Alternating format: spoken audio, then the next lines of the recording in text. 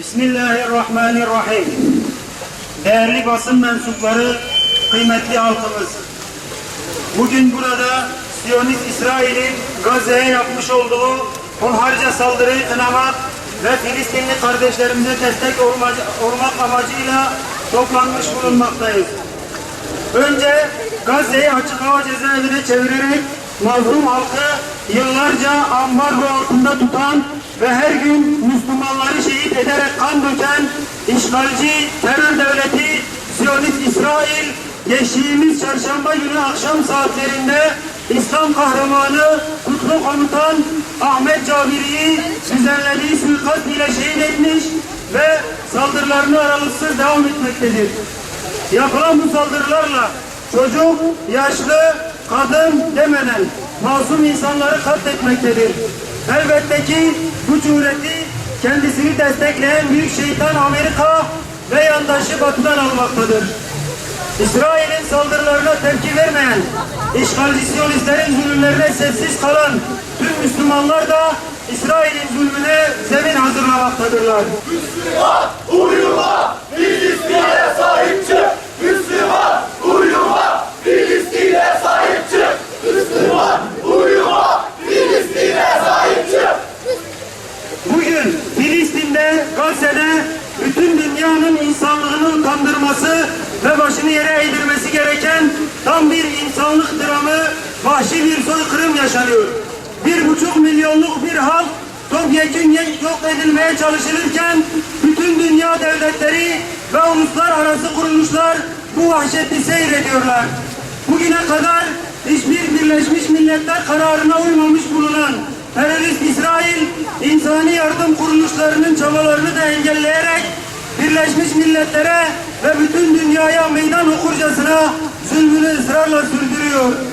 Terörist İsrail'in Kurban Bayramı öncesi Sudan'a yaptığı saldırının İslam ülkeleri tarafından görmezden gelinmesi bu saldırılar için cesaret bulmasına neden olmuştur.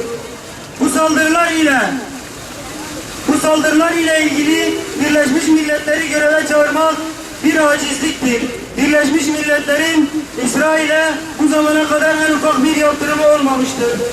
Bundan sonraki süreçte de Birleşmiş Milletler'den İsrail'e karşı herhangi bir yaptırım beklemek hayalci bir tutum olacaktır. Kahrolsun İsrail!